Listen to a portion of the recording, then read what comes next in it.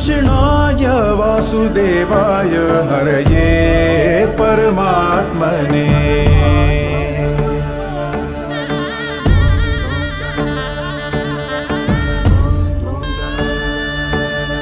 प्रणतक्लेशनाशाय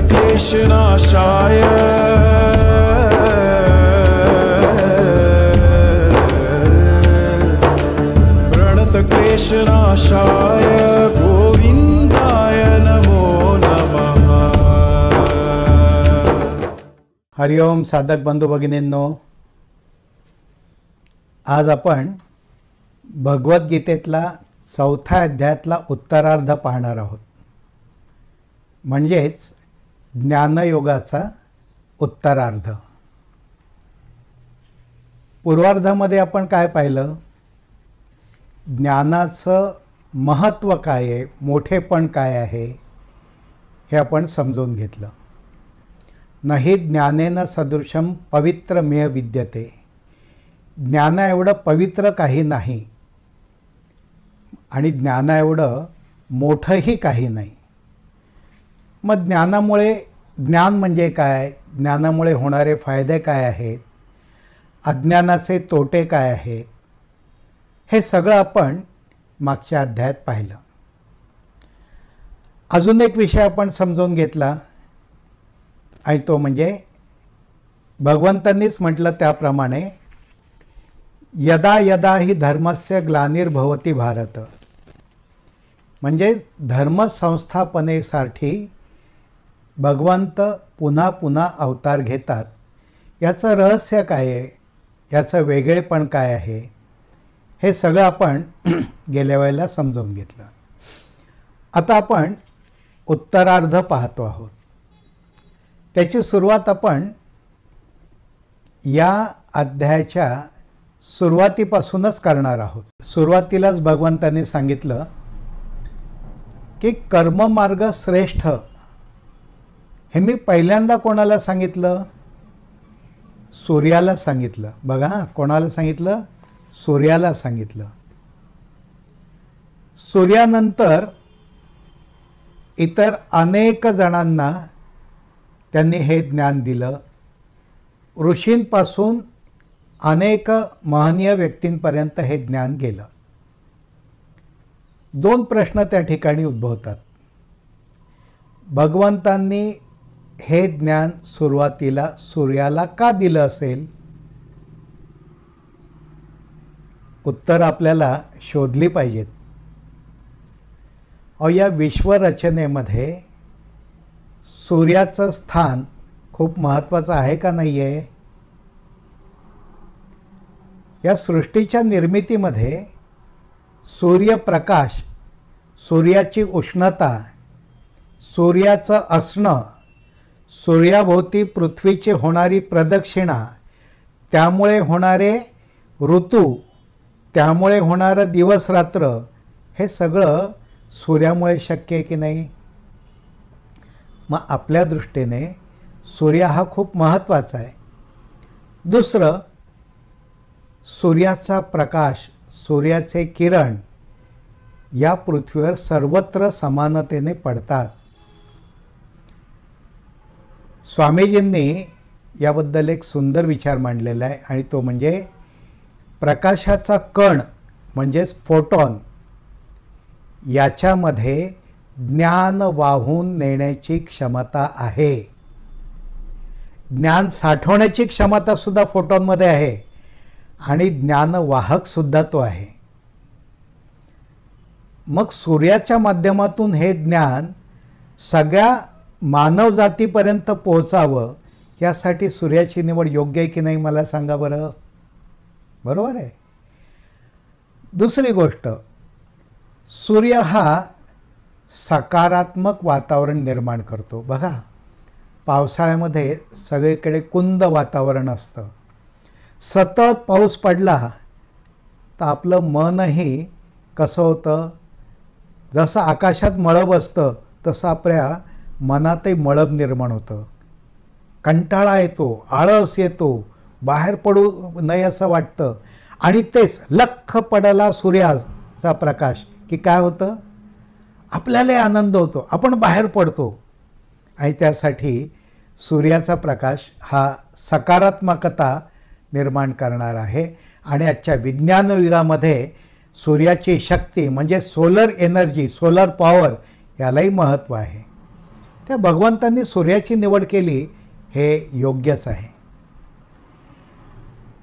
दुसरा एक विचार सांगण्याच्या आधी एक उपमा देतो, कसं महत्त्वाचं आहे ते सांगतो. एका वर्गामध्ये विद्यार्थी बसलेले होते, शिक्षक शिकवत होते. त्याच वेळेला अचानक लाईट गेली, वीज गेली, अंधार पडला. सरांनी शिपायामार्फत काही वस्तू मागवल्या. त्यातली होती एक मेणबत्ती आणि एक काड्यापेटी. त्यांनी काय केलं, एका मुलाला सांगितलं काड्यापेटीने माझी मेणबत्ती इथे पेटव. त्या मुलाने तसं केलं. नंतर त्यांनी हातात मेणबत्ती धरली आणि त्याच वेळेला सांगितलं आता अनेक मेणबत्त्या आपण इथे मागवल्या, त्या प्रत्येक मुलाला तू दे. सांगितलं. प्रत्येक मुलाला मेणबत्ती दिली. मग त्यांनी मुलांची रांग केली आणि सांगितलं की प्रत्येकाने माझ्या मेणबत्तीवरनं मेणबत्ती पेटवायची. सुरुवातीला एका मुलाने पेटवली की त्याने दुसऱ्या मुलाची मेणबत्ती त्याने पेटवायची, दुसऱ्या मुलाने तिसऱ्या मुलाची, तिसऱ्या मुलाने चौथ्या मुलाची, अशी मेणबत्ती पेटवायची. 60 विद्यार्थी होते. काही अवधीत सगळा वर्ग उजळून गेला प्रकाशाने. त्यांनी जागेवर बसायला सांगितलं मेणबत्ती घेऊन आणि एक प्रश्न विचारला. बघा किती चपखल प्रश्न आहे. शिक्षकांनी विचारलं की माझ्या मेणबत्तीवरनं ह्या सगळ्या मेणबत्त्या पेटवल्या गेलेल्या आहेत, बरोबर आहे. मग मला सांगा कोणत्या मुलाची मेणबत्ती माझ्या मेणबत्तीवरनं पेटलेली आहे हे तुम्ही सांगू शकाल का? ते म्हणाले नाही. कारण का? सगळ्यांच्या हातातल्या मेणबत्त्यांचा प्रकाश सारखाच होता. प्रकाशामध्ये समानता, समता हा एक गुण आहे. या ठिकाणी एक मला स्वामीजींच्या संदर्भात मुद्दा सांगावासा वाटतो. स्वामीजी म्हणायचे मी तुम्हाला शक्ती देतो, बरोबर आहे. संकल्पाने सत्कार्य करणाऱ्यांना त्यांची शक्ती ते द्यायचे. पण त्यांनी एकदा म्हटलं होतं माझा उपयोग तुम्हाला काडी इतकाच आहे. अरे सगळे बसलेले साधक विचार करायला स्वामींचा उपयोग काडी इतकाच कसा काय? तर स्वामीजी म्हणाले बघा तुमच्या प्रत्येकाकडे जणू काही गॅसची शेगडी आहे. गॅसची शेगडी आहे, गॅसचं सिलेंडर आहे, तुम्ही घेऊन बसलेले आहात. माझ्याकडे काय आहे? आगपेटीतली काड्यापेटीतली काडी आहे. मग मी काय करतो? त्या काड्यापेटीतली काडी पेटवतो आणि तुमचा गॅस प्रज्वलित करतो प्रत्येकाचा. माझ्या पेटत्या काडीचा उपयोग किती वेळ आहे? माझी काडी तुमचा गॅस पेटवण्या एवढी आहे. गॅस पेटल्यानंतर त्या काडीचा काही उपयोग असतो का? नाही, ती काडी बाजूला ठेवतात. तर स्वामीजी म्हणाले माझी शक्ती तुमच्यातली सुप्त शक्ती जागृत करण्यासाठी काडीसारखा उपयोग करते. उपयोग किती आहे? काडी एवढा. पण मित्रांनो लक्षात घ्या, ती काडी नसेल आणि तुमच्याकडे गॅसचं सिलेंडर नाही, गॅसची टाकी जरी असेल तरी ती पेटली नाही तर त्याचा काही उपयोग आहे का? मुद्दा लक्षात येतोय का? काडीचा उपयोग खूप महत्त्वाचा असतो. स्वामीजी त्यांची शक्ती द्यायचे, संकल्प ही त्यांची काडी प्रेरणा होती. हा मुद्दा अधिकेचा म्हणून सांगितला. पुन्हा मूळ मुद्द्याकडे जाऊयात. ज्ञान हे दुसऱ्याला द्यायचं असतं. मागच्या अध्यायात आपण मागच्या प्रकरणात आपण पाहिलं ज्ञान हे कधीही संपत नाही. दिल्याने वाढतं ते ज्ञान. मग सूर्यापासून ही ज्ञानपरंपरा पुढे चालू राहिली आणि त्यामुळे समाजामध्ये संतुलन राहणं, सगळ्यांच्या कल्याणाचा विचार पुढे जाणं. कलियुगामध्ये विचार कसला होतो? जडाच्या म्हणजे शरीराच्या सुखाचा विचार जास्त होतो. मूळ सगळ्यांच्या कल्याणाचा, सर्व कल्याणाचा विचार बाजूला पडतो आणि इंद्रिय सुखाचा मोह हा वाढत राहतो. त्यामुळे मूळ कर्मयोग दुर्लक्षित होतो. मग ही सूर्याची प्रेरणा आपल्यापर्यंत येते. याच्यावर समोर बसलेला विद्यार्थी हुशार होता बरं का. कोण? अर्जुन. तो म्हणाला, भगवंता तू सांगतोस की तुझे अनेक जन्म झालेत आणि तू फार पूर्वी सूर्याला सांगितलेलं आहे, पण मला कळत नाही, तू तर माझ्यासमोर आहे. सामान्य अर्थाने बोलायचं, तू माझ्यापेक्षा काही वर्षांनी मोठा आहेस. मला दिसतो तो शरीरातला तसाच आहेस तू, आणि मग तू केव्हा तरी सूर्याला सांगितलं आणि तुझे अनेक जन्म झाले होते, हे कसं काय? तर कृष्णाने सांगितलं की माझे अनेक जन्म झालेले होते तसे तुझेही झालेले आहेत, तुला विस्मरण झालेलं आहे. मला स्मरण आहे आणि मी अगदी या सृष्टीच्या निर्मितीचाही निर्माता असल्यामुळे मी सूर्यापासून आत्तापर्यंत या माझ्या चेतनाचा प्रवास हा अखंडपणे सुरू आहे आणि तो मला आठवतो आहे. बघा ना, 10 अवतार झाले तेव्हापासून ते चैतन्य जे आहे ते सृष्टीच्या वेगवेगळ्या कालखंडामध्ये, वेगवेगळ्या संकट प्रसंगांमध्ये या पृथ्वीवर अवतरित झालं होतं आणि ते सगळं कृष्णाला आठवत होतं.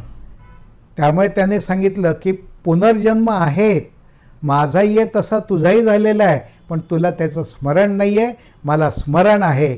हा भाग लक्षात घे. एका तऱ्हेने पुनर्जन्माला पाठिंबा देणारा हा लेख नाही आहे का? स्वामीजींनी जन्म मृत्यू विज्ञान या वर्गामध्ये माणसाला पुनर्जन्म का आणि कसा असतो याचं विज्ञानशुद्ध विवेचन केलेलं आहे. ते या निमित्ताने आपण आठवूयात.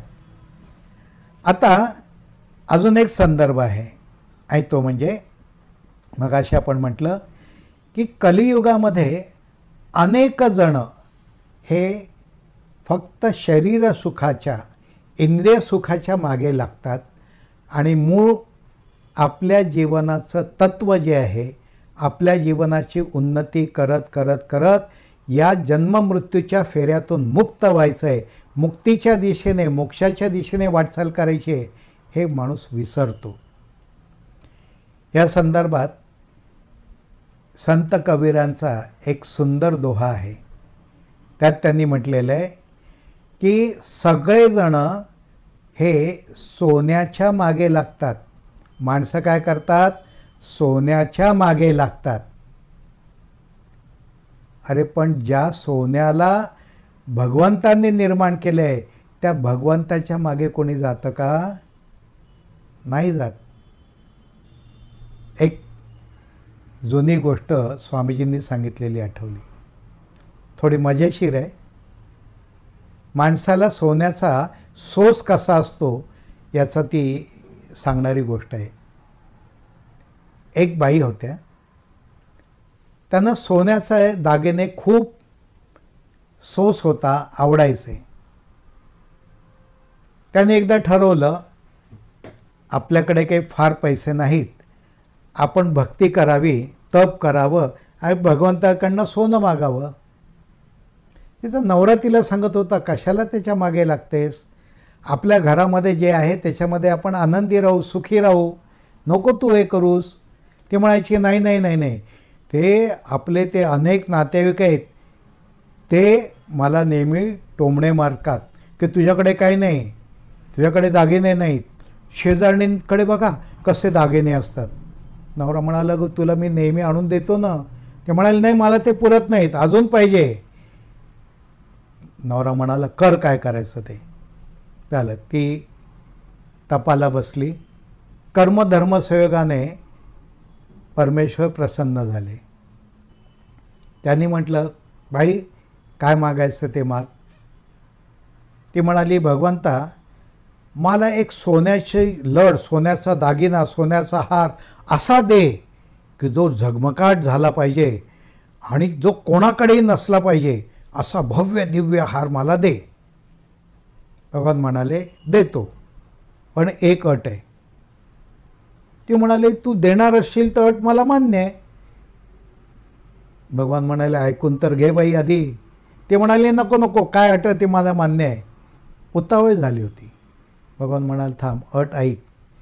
मी तुला हार देईन, तो हार तू गळ्यात घालून बघितलास, आरशात बघितलास तर तुला लक्षात येईल की तो दिव्य हार आहे. तूही बघितलं की तुला लक्षात येईल दिव्य हार आहे. पण हा हार तू एकांतात असतानाच फक्त तुझ्या गळ्यात राहील. तू एकांतातून बाहेर गेलीस, इतरांसमोर गेलीस की हार नाहीसा होईल. ती बाई म्हणाली, परमेश्वरा मग त्या हाराचा मला काय उपयोग? मला शेजारणींना तो हार दाखवायचा होता, नातेवाईकांना हार दाखवायचा होता, आणि मी किती मोठी हे सांगायचं होतं, त्यासाठी हार पाहिजे होता. म्हणजे सोस कसला? इतरांना खिजवण्याचा, इतरांसमोर मोठं दाखवण्याचा. नाही चालत. नामदेवांच्या आयुष्यातली एक सुंदर कथा आहे. त्याला म्हणतात परिसा भागवताची कथा. सांगू का? नामदेव महाराज आपल्याला माहिती होते, निष्कांचन, कशाचाही लोभ नाही, सोस नाही, परमेश्वराची आराधना करायचे. संसारी ग्रस्त होते. त्यांच्या पद्धतीने ते दैनंदिन जीवनही जगायचे आणि परमेश्वराची आराधना करायचे. त्यांची बायको म्हणाली, अहो मला काहीतरी शेजाऱ्यांसारखं दागिने द्या, पैसे द्या, अमुक द्या, तमुक द्या. ते म्हणायचे, आहे त्यात समाधान मान. तिचं काही समाधान व्हायचं नाही. तिची एक मैत्रीण होती. त्या मैत्रिणीचा नवरा जो होता त्याचं नाव भागवत. कथा आहे ही, भागवत. त्या भागवताने देवाची आराधना केली आणि त्याच्याकडनं एक परीस मागून घेतला. परीस म्हणजे काय? ज्याचा स्पर्श लोखंडाला झाला की त्या लोखंडाचं सोन्यात रूपांतर होतं, अशी एक वदंता आहे. तर ती एक गोष्ट, ती वस्तू म्हणजे परीस त्याला मिळाली. झालं, घरी आल्यानंतर त्याने लोखंडाला स्पर्श करायचा आणि सोनं रूपांतरित करून घ्यायचं. बघता बघता श्रीमंत झाला. त्याची बायको दागिन्यांनी लगडायला लागली. त्याची मैत्रीण, त्या बायकोची म्हणजे नामदेवाची बायको, तिने पाहिलं. दोघे मैत्रिणी चांगल्या होत्या. नामदेवाच्या बायकोने विचारलं, का गं एवढी कशी श्रीमंती? तिने सांगितलं, कोणाला सांगू नको, माझ्या नवऱ्याकडे परीस आहे. तिने सांगितलं सगळं. मैत्रीण म्हणाली, अगं मला एक 2-4 दिवसासाठी दे ना, मी सुद्धा सोनं जमवते, तुझा परीस तुला देते. आता मैत्री चांगली होती तर मैत्रिणीने दिला. नामदेवाची बायको आली. झालं, लोखंडाला लावायला लागली. सगळं सोनं रूपांतरित झालं. त्याच्यापासून तिने पैसे जमा केले, घर सुधारलं आणि अल्पावधीत केलं सगळं. आणि दागिन्यांनी नटून थटून दरवाजात नवऱ्याची म्हणजे नामदेवाची वाट पाहत बसली. नामदेव आले, संत नामदेव. बघितलं घराकडे, म्हणाले, माझं घर नाही. ते म्हणाले, हो आपलंच आहे. तर म्हणाले, तू कोण आहेस? म्हणे, मी तुमची बायको आहे. म्हणजे तुझ्याकडे दागिने कुठून आले एवढे? त्यामुळे चला घरात सांगते. त्यांनी सांगितलं, ह्या बघा, हा परीस आहे माझ्या मैत्रिणीचा, तिचा नवरा भागवत, त्याचा हा परीस आहे, त्याच्याकडनं मी उसने घेतले 2 दिवस. नामदेव म्हणाला, कशाला एवढा सोस, आपल्याला काही नको, दे तो परीस. म्हणून त्याने घेतला रागारागाने. नदीच्या काठावर गेला आणि नदीमध्ये फेकून दिला. झालं. ह्याची बायकोला प्रश्न पडला, आता करायचं काय? तेवढ्यात ती मैत्रीण आली, ती मागायला लागली, पण परीस होतं कुठे? तिनं नवऱ्याला सांगितलं, नवरा तावाने आला आणि नामदेवाला म्हणायला लागला, असा कसं तू माझा एवढा मोठा परीस तू नदीत टाकलास, काय तुला कळत नाही वगैरे वगैरे नावं ठेवायला लागला. त्याने विचारलं, कुठे टाकलायस? तर म्हणाला, त्या नदीत टाकला, जा घे जा. तर भागवत गेला आणि त्याने नदीत बुचकळ्या मारल्या, इकडे बुचकळी मार, तिकडे बुचकळी मार, आणि नदीतून गोटे काढायचा, बघायचा ह्याच्यात परीस आहे का? नाही. परीस आहे का? नाही. परीस आहे का? नाही. नामदेव रागवाला म्हणाला, माझा एवढा मौल्यवान परीस तू नदीत टाकून दिलास? कुठे तो? मला तर शोधून दे. नामदेव म्हणाले, ठीक आहे. बुचकळी मारली नामदेवाने आणि ओंजळभर परीस काढले. किती? ओंजळभर. आणि त्या भागवताला म्हणाले, बाबा रे, तुझा परीस असेल, तू याच्यातून शोधून घे. त्यावेळेला त्या भागवताचे डोळे उघडले, म्हणाला, हा दरिद्री नाही आहे, याच्याकडे एक नव्हे अनेक परीस जमवण्याचं, साठवण्याचं, शोधण्याचं तिची शक्ती आहे, आणि मी मात्र एका परीसासाठी धडपडत राहिलो. त्या क्षणाला त्या भागवताचे डोळे उघडले, नामदेवाला शरण गेला, परीस बाजूला टाकला, तोही भक्त झाला. म्हणून त्याचं नाव पडलं परीसा भागवत. कशी वाटली गोष्ट? आवडली का? अशा अनेक कथा आपल्याला या निमित्ताने समजून घेता येतात.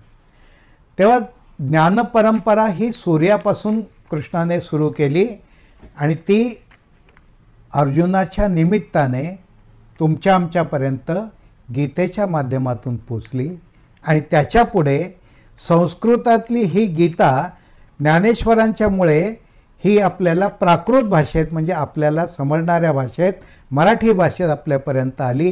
हे आपलं भाग्य आहे. आपण ते आज विज्ञानाच्या माध्यमातून स्वामीजींच्या मदतीने समजून घेतो. हे महत्भाग्य आहे. चला पुढे जायचं. पुढचा विचार जो आहे तो आहे या अध्यायातला कर्मविचार. ज्ञानाची परंपरा समजून घेतली, आता कर्मविचार समजून घेऊयात. 11व्या श्लोकामध्ये याच अध्यायाच्या एक विषय असा आलेला आहे, त्याचं ज्ञानेश्वरीतलं वर्णन फार सुंदर आहे. 173व्या ओवीमध्ये ज्ञानेश्वर माऊली म्हणतात, जैसी क्षेत्री जे पेरिजे ते वाचूनी आणून उपजे. म्हणजे काय? जैसी क्षेत्री जे पेरिजे, पेरावे तसे उगवते. स्वामीजींनी याचं विवरण करताना म्हटलेलं आहे की हा श्लोक आणि ही ओवी विज्ञानातला कार्यकारण भाव, म्हणजे कॉझॅलिटी, कॉज अँड इफेक्ट रिलेशनशिप, म्हणजे कारण परिणाम साखळी दाखवणारा, दर्शवणारा श्लोक आहे. जे जशी आराधना करतात तसं फळ मिळतं, असा हा 11वा श्लोक सांगतो. माऊली म्हणतात, जैसी क्षेत्री जे पेरिजे ते वासुनी आणून उपजे, पेरावे तसे उगवते. साधा आहे. करावे तसे भरावे, जैसी करणी वैसी भरणी, पेरावे तसे उगवते, रीप ॲज यू सो. सगळे अर्थ तेच सांगतात. माऊलींनी याचं वर्णन करताना एक उपमा दिलेली आहे. ते म्हणाले, आरशात तुम्ही पाहिलं तर तुम्हाला काय दिसेल हो? काय दिसेल आरशात पाहिलं तर? तुमचा जसा चेहरा आहे तसाच दिसेल ना. प्रतिबिंब आहे ते, बिंब प्रतिबिंब. तुमचं जे आहे तसंच दिसणार आहे. जे कर्म तुम्ही करता तेच तुमच्या आयुष्यात भविष्य काळामध्ये तुम्हाला सोसावं लागणार आहे. एक भक्त होता, तो दरीच्या काठावर गेला आणि त्याने देवाला मागणं मागायला सुरुवात केली. तो म्हणाला, माझी इच्छा आहे तू मला दे. डोंगरद्वारातून प्रतिध्वनी काय आला असेल? तू मला दे. हा म्हणतो तू मला दे. डोंगर रूपी देव म्हणतो आधी तू मला दे, मग मी तुला देईन. ह्या सगळ्या बोधरूप कथा आहेत, प्रतीक कथा आहेत. त्याच्यापासून आपण शिकलं पाहिजे. जसं ज्याचं भांडं असतं तसं त्याला पाणी मिळतं. स्वामीजींनी याची उपमा देताना म्हटलं आहे, समजा एक नदी आहे किंवा नळ आहे आपल्या आत्ताच्या भाषेत, त्या नळामधून तुम्हाला पाणी मिळणार आहे. टाकीमध्ये अमाप पाणी आहे, नळातून तुम्ही ते घेऊ शकता. किती घेऊ शकणार आहात तो? जेवढं तुमच्याकडे भांडं आहे तेवढं. तुमच्या हातात ग्लास आहे का? तेवढं. तुमच्या हातात लोटी आहे का? तेवढं. तुमच्या हातात पातेलं आहे का? तेवढं. जेवढी तुमची क्षमता आहे तेवढं तुम्ही घेऊ शकणार आहात. मग तुम्ही जर या सृष्टीच्या नियमाप्रमाणे कार्य करत गेलात तर तुम्हाला किती अमाप मिळेल ह्याचा विचार करा. तर कर्म मार्ग सांगणारा हा विचार आहे. याच्यामध्ये 3 शब्द आलेले आहेत, फार महत्त्वाचे आहेत. मित्रांनो, 16व्या श्लोकामध्ये 3 शब्द आलेले आहेत, कर्म, अकर्म आणि विकर्म. बघा, तिन्ही शब्द महत्त्वाचे आहेत. कर्म, अकर्म, विकर्म.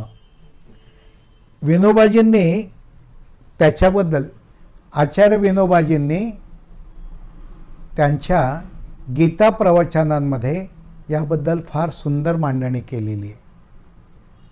मूळ वाचा तुम्ही, फार सुंदर आहे. स्वामीजींनी त्याच्यावरनं गीतेचे जे खंड आहेत त्यांनी निर्माण केलेले, त्याच्यात ह्याचा रेफरन्स आलेला आहे. आणि तो रेफरन्स घेऊन मी सांगतोय काय आहे. कर्म म्हणजे कर्तव्य कर्म, स्वकर्म.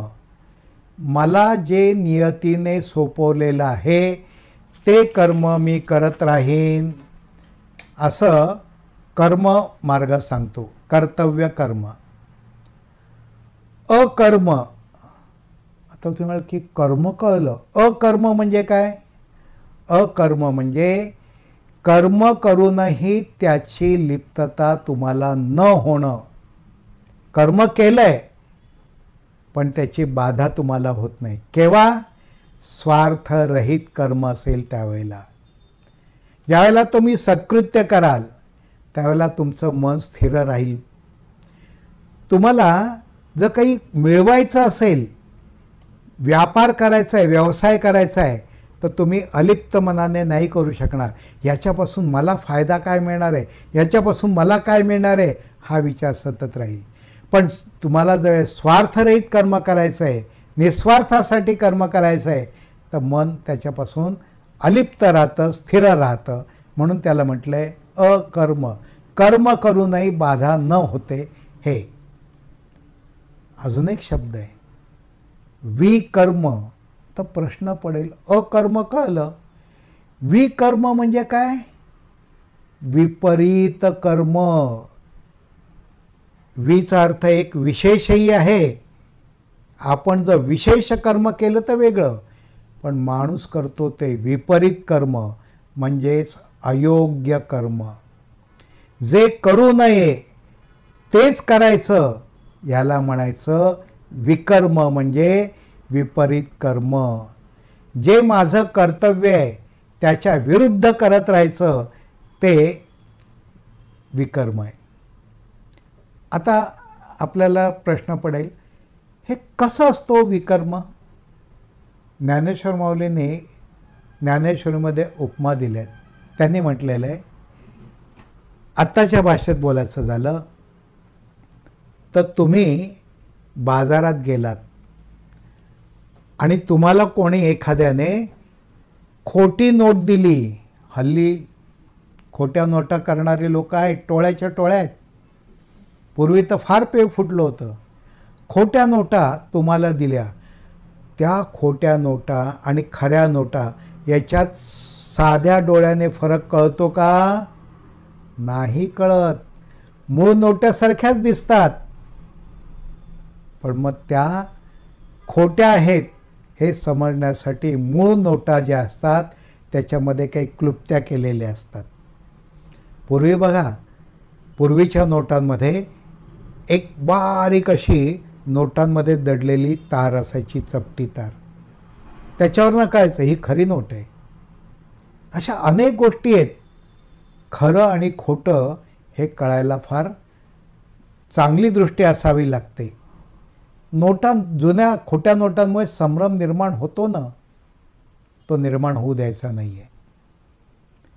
काही वेळेला मार्केटमध्ये आपण जातो आणि लहान मुलांसाठी खेळण्यासाठी रंगीत फळं, रंगवलेली फळं तिथे दिसतात. अगदी खऱ्यासारखी दिसणारी असतात की नाही, पण ती खाता येतील का? खाऊन पोट भरणार आहे का? नाही, दिखाऊ आहेत ती.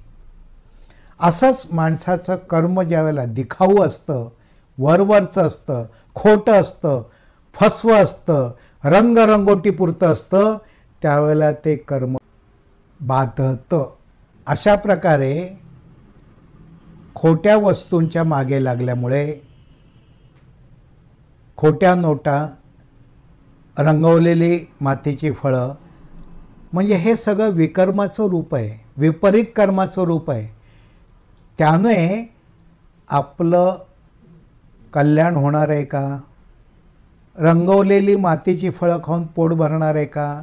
खोट्या नोटा चलनामध्ये बाजारात उपयोगी पडणार आहे का? नाही. तसं विपरीत कर्म आपल्याला उपयोगी पडत नाही, उलट ते त्रासदायक ठरतं. एक नकलाकार होता, एक छान गोष्ट आहे बरं का. एक नकलाकार होता, तो विविध प्राण्यांचे उत्तम आवाज काढायचा. प्राण्यांचे, पक्ष्यांचे फार उत्तम आवाज काढायचा. एकदा काय झालं, तो स्टेजवर गेला आणि त्याने थोडंसं पडद्याआड उभं राहून तो आवाज काढायचा आणि बाहेर येऊन विचारायचा, कोणता आवाज ऐकला? ते म्हणायचे, सिंहाचा, वाघाचा, अमुख्याचा, या पक्षाचा, त्या पक्षाचा, कुत्र्याचा, घोड्याचा, सगळं सांगायचे, मांजराचा वगैरे वगैरे. आणि ते ओळखायचे. तो म्हणायचा, हा आवाज मी काढला होता. लोकांना आश्चर्य वाटायचं, अगदी हुबेहूब आवाज. काही वेळात काय झालं, त्याचा घसा बसला आणि नेमका मांजराचा आवाज काढायचा होता. त्याने काय केलं, कोटामध्ये एक मांजरीचं पिल्लू लपवलं आणि त्या मांजरीच्या पिल्लाला त्याने काहीतरी छेडलं. हे मांजर जोरात ओरडलं. मांजराचा आवाज आला. त्याने बसक्या आवाजात विचारलं, बघा, आत्ताचा आवाज जो होता हा कोणाचा होता? लोक म्हणाले, अहो काय, तो मांजरासारखा वाटला, पण मांजराचा नव्हता तो, फक्त मांजरासारखा वाटला. त्या नकलाकाराने कपाळाला हात लावला. त्याने कोट बाजूला केला. तो म्हणाला, अहो हे आता खरं मांजर ओरडत होतं. खरं मांजर ओरडलं तर ते खोट्यासारखं वाटलं आणि हा खोट्या आवाज काढत होता ते खऱ्यासारख्या वाटत होते. हे जग असंच आहे. फसवणारा आवश्यक असतो, फसणारे अनेक असतात, तेव्हा आपण त्यांच्या नादी लागायचं नसतं. मग यासाठी करायला काय पाहिजे? 18व्या श्लोकामध्ये भगवंतांनी सांगितलंय, ज्ञानाच्या साह्याने कर्म जाळणं. म्हणजे काय? कर्मबंधन जे आहे त्या कर्मबंधनातून आपण मुक्त होणं, कर्मबंधनातून मुक्ती मिळवणं हे महत्त्वाचं आहे. तेव्हा आपल्याला लक्षात घेतलं पाहिजे की हे कसं करायचं, काय असतं या जगामध्ये. ज्ञानेश्वरांनी याचं वर्णन करताना जे सांगितलेलं आहे ते आजच्या विज्ञानातल्या काही तत्वांशी जोडणार आहे. उदाहरणार्थ त्यांनी म्हटलेलं आहे, बघा ह्या कशा उपमा त्यांना सुचल्या असतील 750 वर्षापूर्वी. विचार करा, त्यांनी उपमा दिलेली आहे. तुम्ही जलाशयामध्ये आपलं प्रतिबिंब पाहता, जलाशयातल्या पाण्यामध्ये आपलं प्रतिबिंब पाहता, पण ते प्रतिबिंब जे आहे ते म्हणजे आपण आहोत का? नाही, आपण वेगळे आहोत याची जाणीव असावी लागते. हे जाणीव नसेल तर काय होतं, एका ग्रीक कथेमध्ये सांगितलेलं आहे. आमच्या लहानपणी एको अँड नार्सेसिस अशी एक गोष्ट होती, तुम्हाला आठवत असेल. नार्सेसिस म्हणजे त्याच्यावरनं एक शब्द निघाला आहे, नार्सिसिझम. म्हणजे काय? तो जो माणूस असतो त्याचं एका मुलीवर प्रेम बसतं, तिचं नाव असतं एको, ह्याचं नाव असतं नार्सिसिस. परंतु काही कारणामुळे ह्या नार्सिसिसला केव्हा तरी तो जलाशयात आपला चेहरा पाहतो आणि त्याला वाटतं आपला चेहरा फारच सुंदर आहे बरं का. त्याला जाणीव होते आपला चेहरा फार सुंदर आहे. तो त्या एकोच्या चेहऱ्याकडे पाहतो, म्हणतो, हे तुझा चेहरा मला आवडला नाही, तुला मी सोडलं, तू जा, निघून जा. आणि तो तिला सोडून निघून जातो. ती बिचारी नार्सिसिसचा शोध घेत घेत घेत त्याला हाका मारत राहते, आवाज देत राहते. आणि त्या आवाजाला नार्सिसिस कुठेही प्रतिसाद देत नाही. त्यावेळेला फक्त ती जे ओरडते, हाका मारते, तो ध्वनी परत येतो, प्रतिध्वनी. तेव्हापासून एको म्हणजे प्रतिध्वनी असा शब्द आला आहे. माहिती होतं काय? माहिती होतं तुम्हाला? नाही. आता तुम्ही मग नार्सिसिसचं काय झालं? तर नार्सिसिसला पाण्यामध्ये पाहिल्यानंतर आपला चेहरा सुंदर दिसतोय कळलं. त्यावेळेला काही आत्तासारखे आरसे वगैरे त्यावेळेस त्याला कदाचित मिळाले नसतील. मग त्याने काय केलं? त्याला एक वेड लागलं. खाणं पिणं तो विसरायचा आणि सतत पाण्यामध्ये ओणवाहून पाहायचा आपला चेहरा आणि म्हणायचा, काय सुंदर चेहरा आहे. स्वतःच्या चेहऱ्याच्या प्रतिमेच्या प्रेमात पडला होता तो. आणि त्यामुळे सातत्याने फक्त त्या प्रतिमेकडेच पाहत राहायचा. तहान भूक विसरला आणि त्याला काय वाटायला लागलं, माझी प्रतिमा हीच खरी जगात, मीच तेवढा सुंदर. आणि नंतर असं व्हायला लागलं की कोणीतरी दगड टाकला की ती प्रतिमा हलायची, म्हणून तो शांत जलाशयाच्या ठिकाणी जायचा. त्याला इतकं वेड लागलं की शेवटी तो त्या जलाशयाच्या प्रतिमेच्या जवळ जवळ जवळ जवळ जायला लागला. आणि केव्हा तरी भान विसरून म्हणाला, हा चेहरा म्हणजेच मी आहे, म्हणून त्याने त्याच्यात उडी मारली. काय झालं असेल? खलास. स्वप्रतिमेच्या प्रेमात पडल्यामुळे सर्वनाश होतो. फोटोचा सोस, प्रसिद्धीचा सोस नाही चालत. आज स्वामीजींनी शेकडो पुस्तकं लिहिली, हजारो लेख लिहिले, एवढं मोठं ज्ञानसाम्राज्य उभं केलं, पण कुठेही स्वतःचा फोटो प्रसिद्धीसाठी ठेवला नाही. प्रसिद्धी परांगमुख, सगळ्यापासून अलिप्त राहिले. खोट्या प्रतिमेच्या प्रेमामध्ये आजही अनेक जण असतात आणि त्यामुळे न कळत ते सर्वनाशाच्या दिशेने जात असतात. त्यांना कळत नाही, पण केव्हा तरी ही अधोगतीला सुरुवात झालेली असते. हे ज्या वेळेला माणसाला कळेल त्यावेळेला तो स्वतःला सुधारू शकेल.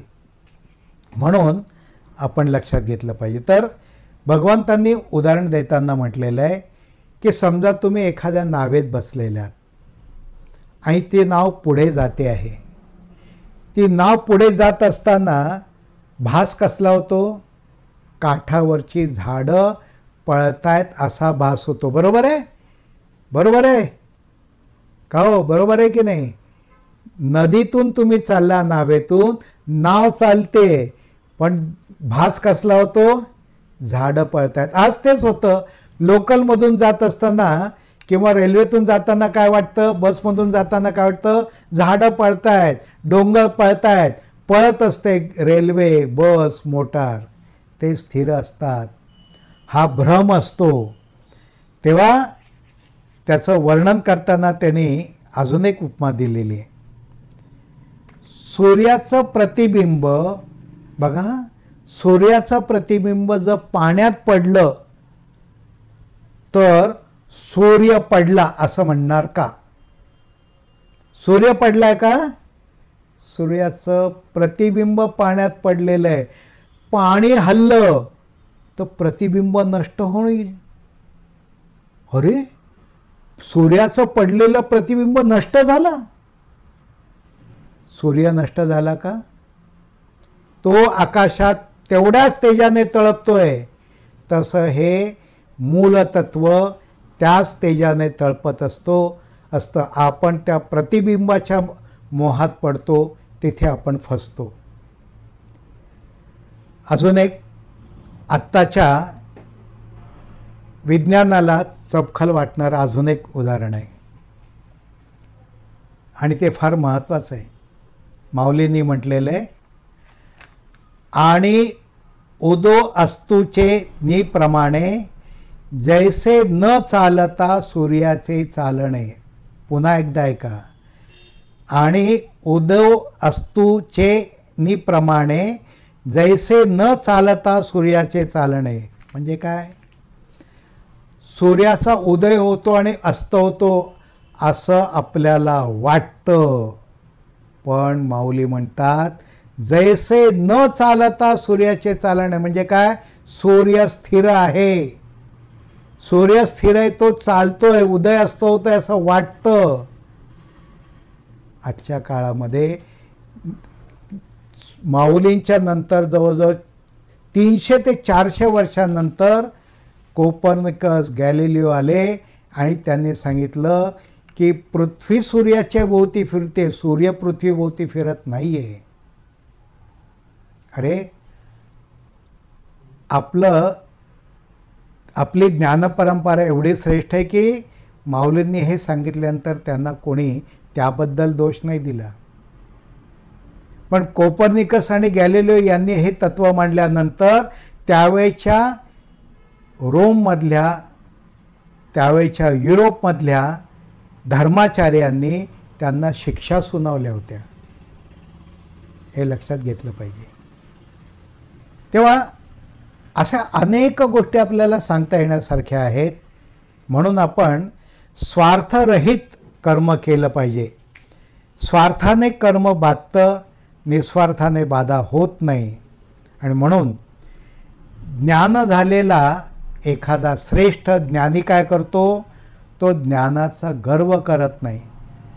ज्ञानाला सुसंस्कृतपणाची जोड देतो, नम्रतेची जोड देतो. जो खरा ज्ञानी आहे तो नम्र असतो. स्वतःचं उदो उदो करत राहत नाही. मी मोठा आहे, मी मोठा आहे हे स्वतःही सांगत नाही आणि समोरच्याला सांगायला सांगत नाही. मग काय करतो? नम्र राहतो. ह्याला एक सुंदर उपमा आहे. ज्ञान अधिक नम्रता, सुसंस्कृतपणा, याचा अर्थ दूध आणि साखर एकत्र झाल्यानंतर त्याची जशी गोडी अवीट होते तसं ते आहे. अशा प्रकारे आपण जर वागलो तर नाही तृष्णा भय क्रोध, माझ्या सेवेसी तत्पर, झाले ज्ञान तसे चोख, असं भगवंत म्हणतात. आणि त्या ठिकाणी तृष्णा म्हणजेच भय आणि क्रोध याच्यापासून मुक्त करायला पाहिजे. साधना कोणती आहे? कर्ममार्ग आहे. माझ्या सेवेस तत्पर भक्तिमार्ग आहे. झाले ज्ञान तसे चोख ज्ञानमार्ग आहे. अनेक मज पावले मोक्षमुक्ती कर्मबंधन मुक्ती आहे. एका श्लोकामध्ये किती गोष्टी याव्यात. खरोखर भगवंतांचं ज्ञान सांगणं हे अगाधपण आहे. माऊलींदेचं विवरण करणं हे त्यापेक्षा अगाध आहे. विनोबाजी आणि स्वामीजी यांनी त्याचं व्यवहारात रूपांतर करणं, विज्ञानाचा संदर्भ सांगणं हे त्यापेक्षा अलौकिक आहे. हे सगळं ऐकण्याचं भाग्य तुम्हाला आम्हाला मिळतं आहे. आपण भाग्यवान आहोत की नाही लक्षात घ्या. आता पुढचा विषय तो तेवढाच महत्त्वाचा आहे. 4थ्या अध्यायातला 11वा श्लोक हा एका तऱ्हेने विवाद उत्पन्न करणार आहे, पण त्याच्या मुळाशी गेलं पाहिजे, त्याचं रहस्य समजून घेतलं पाहिजे. काय तो श्लोक? 11व्या श्लोकापासून सुरुवात झालेली आहे आणि 13व्या श्लोकात प्रत्यक्ष उल्लेख आहे आणि त्यात म्हटलेलं आहे, चातुर्वर्ण्यम मया सृष्टम गुणकर्म विभागशः. विनोबाजी म्हणतात, निर्मिले वर्ण मी चारी गुणकर्म विभागुनी करुणी सर्व हे जाण अकर्ता निर्विकारमी. माऊली म्हणतात, आता याचे परी जाण चारी आहेत हे वर्ण सृजिले म्या गुणकर्म भागे. आता बघा, याच्यामध्ये एक अतिशय महत्त्वाचा भाग आलेला आहे आणि तो कोणता आलेला आहे? श्रीकृष्ण म्हणतात, निर्मिले वर्ण मी चारी गुणकर्म विभागुनी. या सृष्टीमध्ये चातुर्वर्ण्य हे मी निर्माण केलेले आहेत. बघा, चातुर्वर्ण्य आज ब्राह्मण, क्षत्रिय, वैश्य आणि शूद्र हे 4 वर्ण समजले जातात. आणि त्याचे निर्माते कोण आहे? भगवंतांनी स्वतःकडे घेतलेले आहे ते निर्मितेपण. ते म्हणतात, हे 4ही वर्ण मी निर्माण केलेत. आज लोकांना असं संभ्रम निर्माण होईल, म्हणजे आजचे हे सगळे जे भेद आहेत हे त्यांनी निर्माण केलेत का? पुढचा शब्द आपण लक्षातच घेत नाही. त्यांनी म्हटलेलं आहे, हे सगळं मी निर्माण केलेलं आहे गुणकर्म विभागुनी, गुणकर्म विभागशः.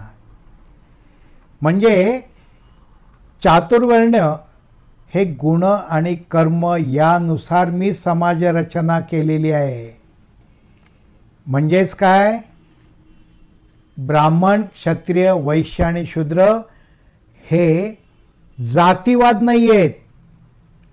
हे जाती नाही आहेत. ह्या त्यांच्या त्यांच्या गुणाप्रमाणे निर्माण झालेल्या समाज व्यवस्था आहेत. दुर्दैवाने आज गुणकर्माच्या ऐवजी जन्मावरनं ते ठरवलं जातं. तू कोणत्या वर्णात जन्माला आलायस? ब्राह्मण, क्षत्रिय, वैश्य की शूद्र? कोणत्या ह्याच्यात जन्माला आलेला आहेस? तेव्हा तू कोणत्या ह्याच्यात जन्माला आलेला आहेस? जातीवरनं ठरवता? अरे चूक आहे ते. जातीवरनं ठरवणं चूक आहे. गुणकर्मावरनं ठरवायला पाहिजे. म्हणजे काय? ज्याला ज्ञानाची गोडी आहे, जो ज्ञान निर्माण करणं, ज्ञान देणं घेणं याच्यामध्ये रममाण होतो, तो ब्राह्मण. ब्रह्म जाणतो तो ब्राह्मण. ज्याला शौर्याची आवड आहे, ज्याला धैर्याची आवड आहे, तो क्षत्रिय. ज्याला व्यापार उद्यमाची आवड आहे, तो वैश्य. आणि ज्याला सेवेची आवड आहे, तो शूद्र. कुठं आलं या ठिकाणी? जातीप्रमाणे. जातीत निर्माण झाला म्हणून तो शूद्र हे चूक आहे.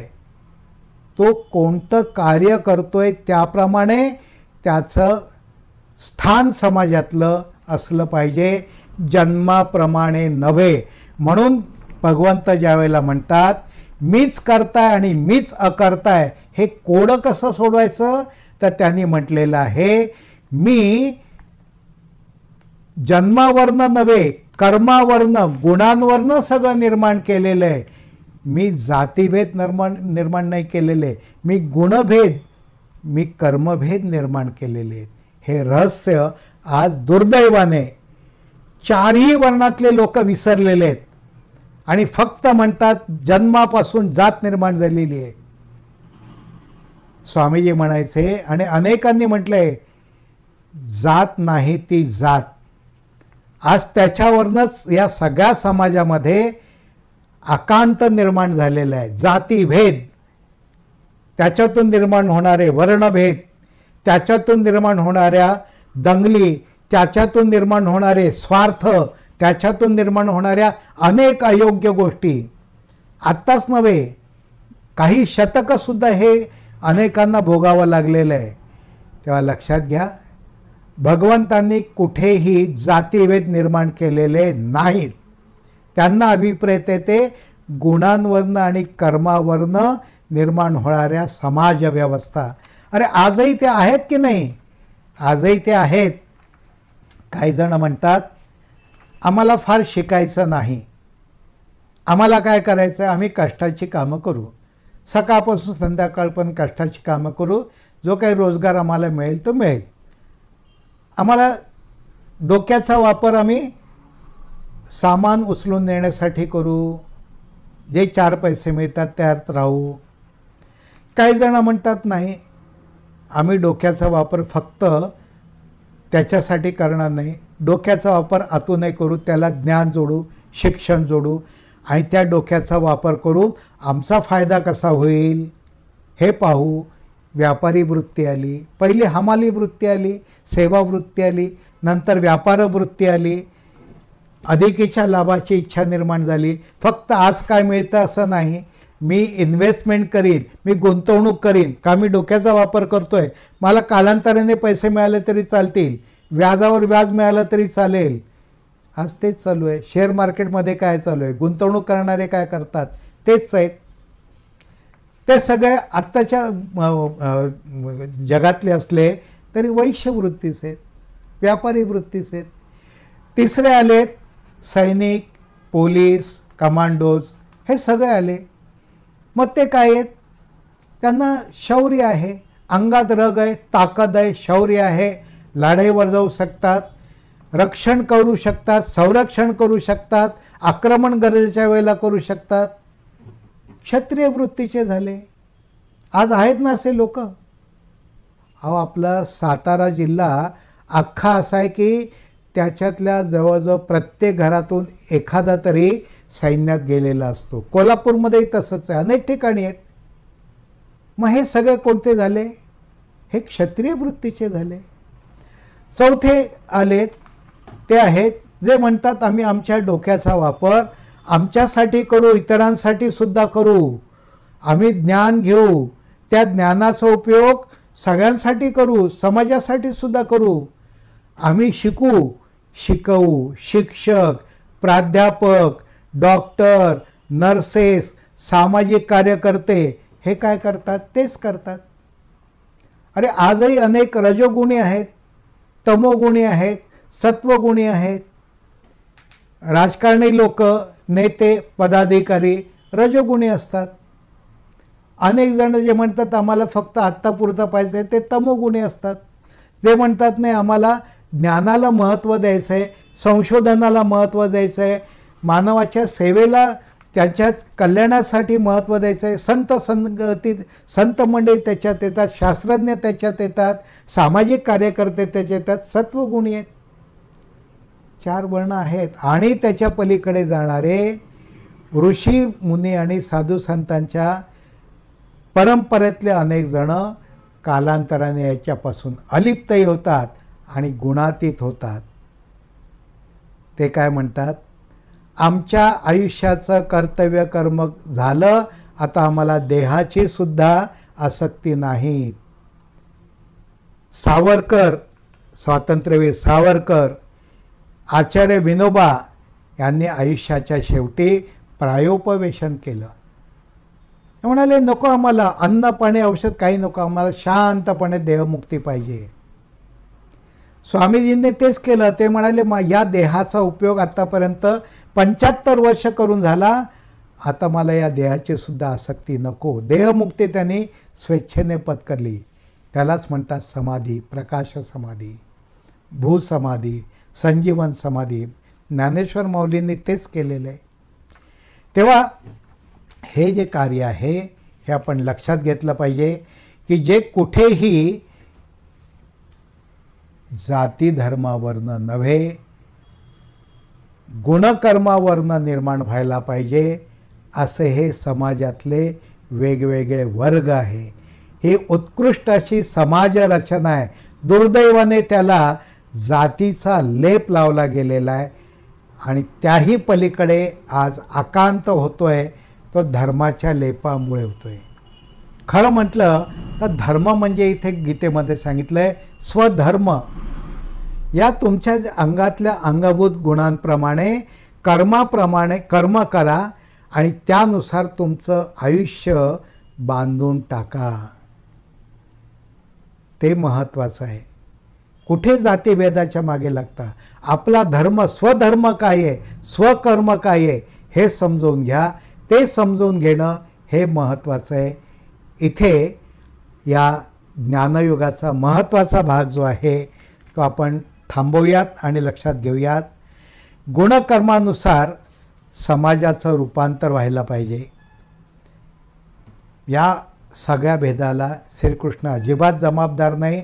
मानवाने निर्माण केलेले भेद आहेत आणि म्हणून श्रीकृष्णांनी त्यांच्या आयुष्यामध्ये गवळीवाड्यामध्ये असताना गवळ्यांशी गोपींशी जिव्हाळ्याचे संबंध निर्माण केले. अरे कुब्जेशी सुद्धा त्याने आपुलकीने वर्तन केलं. कर्णाला त्याने दूर लोटलं नाही. तथाकथित सूतपुत्र म्हणून त्याला त्याने कधी हिणवलं नाही. अर्जुनाचा तो सारथी झाला रे. देवांचा देव असणारा सारथी झाला आणि त्याने क्षत्रिय म्हणून यादवांनाही क्षमा केली नाही आणि कौरवांनाही क्षमा केली नाही. घोड्यांची त्यांनी सेवा केली आणि यादवांना आणि कौरवांना त्यांच्या उन्मत्तपणामुळे त्यांच्या अहंकारामुळे निर्माण झालेला जो दोष होता त्याचा धडा शिकवला. सुदामाला त्यांनी जवळ केलं. सुदामाचे पोहे पंचपक्वान्नापेक्षा त्याला जवळ वाटले.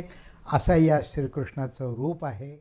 साधक बंधू भगिनींनो, आपण दर महिन्याला काही विशेष ध्यान करत असतो.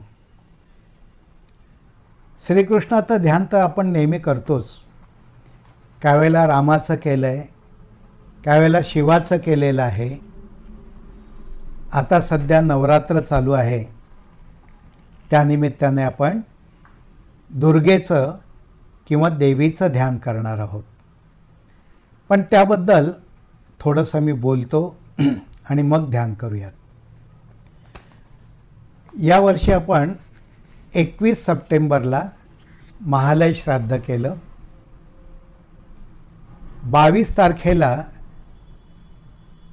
नवरात्र प्रारंभ झाला, घटस्थापना झाली आणि 2 ऑक्टोबरला विजयादशमी म्हणजे दसरा आहे.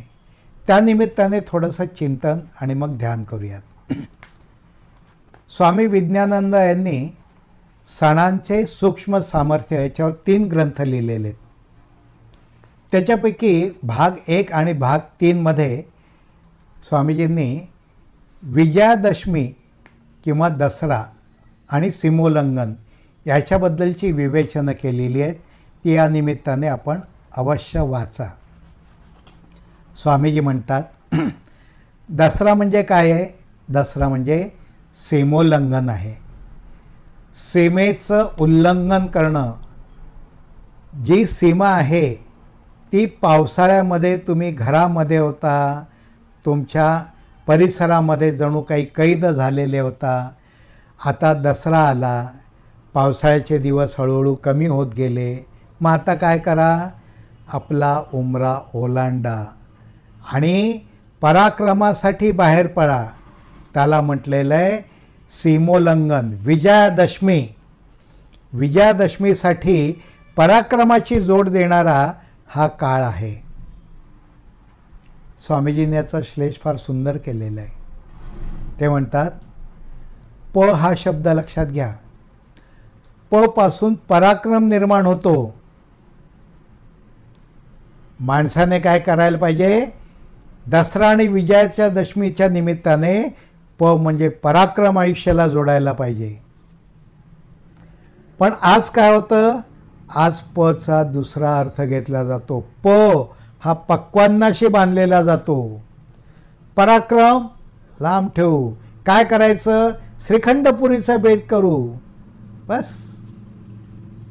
प हा पक्वान्नाला नव्हे पराक्रमाला जोडला पाहिजे. विजयादशमीचा आध्यात्मिक अर्थही स्वामीजी सांगतात. ते म्हणतात विजया, विजय त्याला आ जोडलंय. विजया, मोठा विजय प्राप्त करा. विजया, मोठा, विजयाच्या दिशेने पुढे जा, विजयासाठी समर्थ व्हा, विजयासाठी तत्पर व्हा. विजया. द म्हणजे देणारा आणि शमी ह्याचा अर्थ आहे शांती. देण्यामुळे विजय प्राप्त करा, त्याचा संकल्प मनात करा आणि तो शांतीने आपल्या आयुष्याला जोडा. विजय प्राप्त करायचा आहे, पण त्याला देण्याची जोड द्यायची आहे आणि शांतीची सुद्धा जोड द्यायची आहे.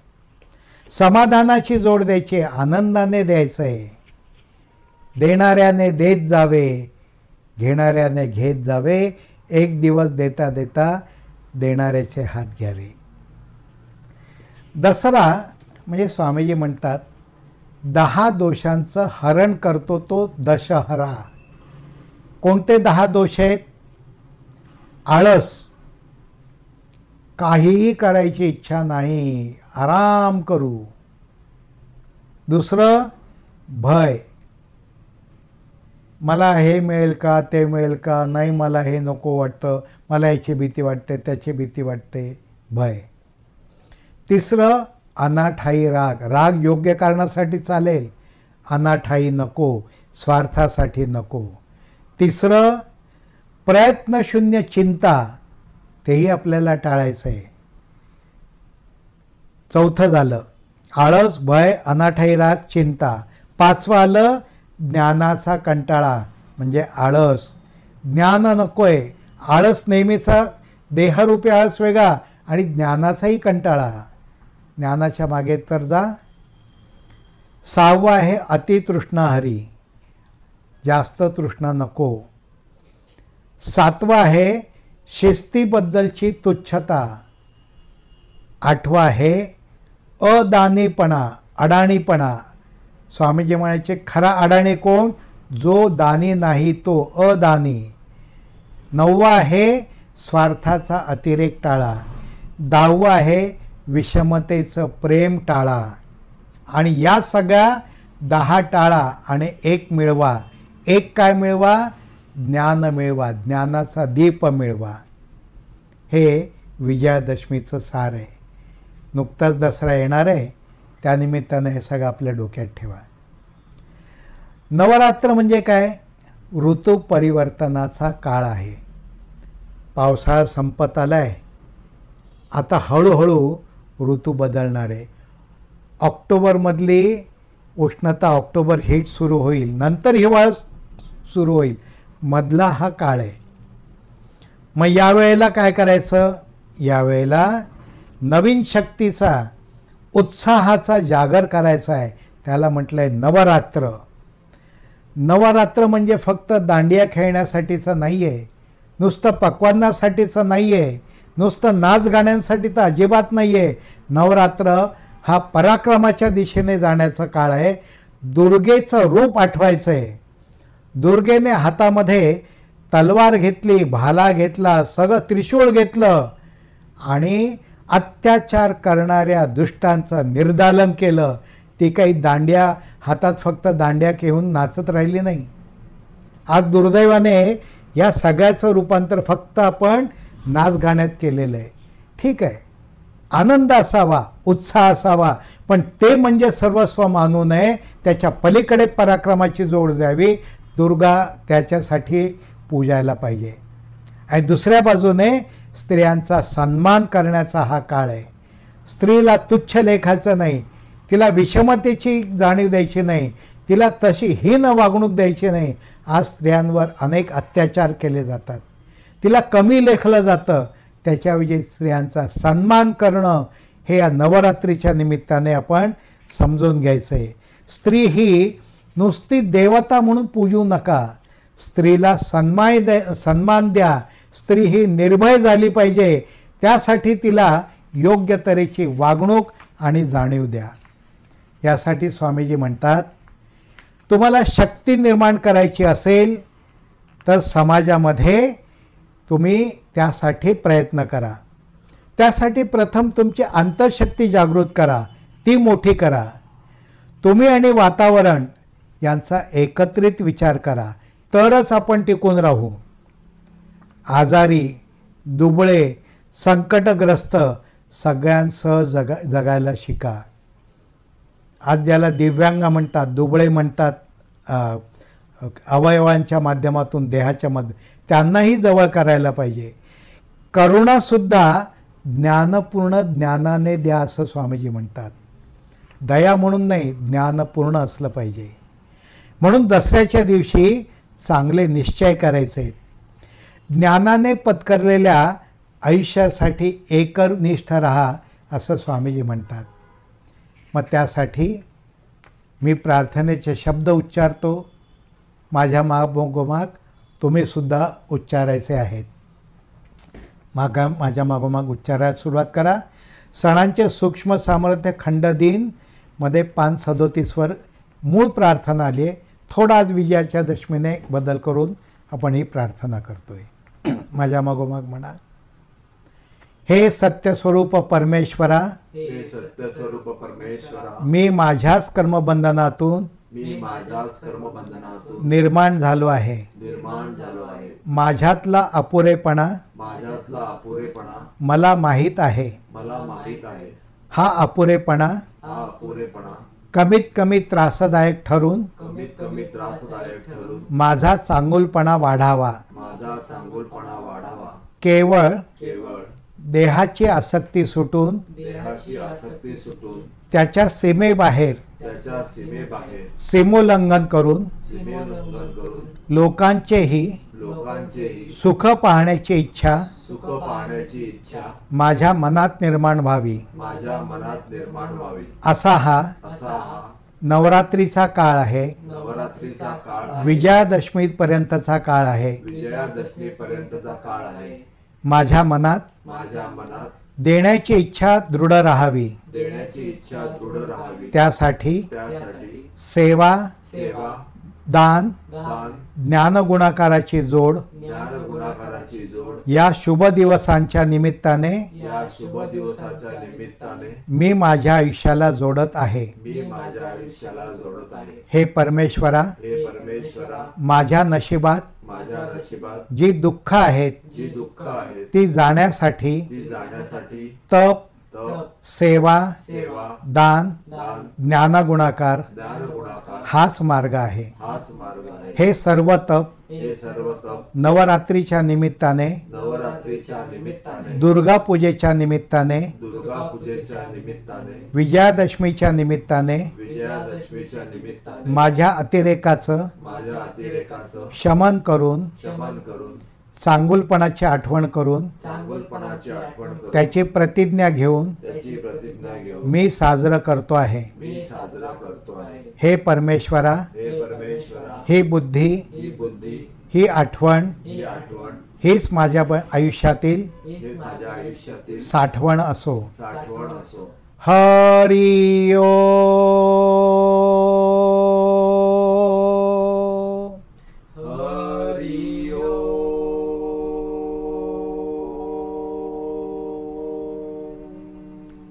तत्सत् ब्रह्मार्पणमस्तु. हरि ओम. तत्सत् समतार्पणमस्तु. हरि ओम. तत्सत् ब्रह्मार्पणमस्तु.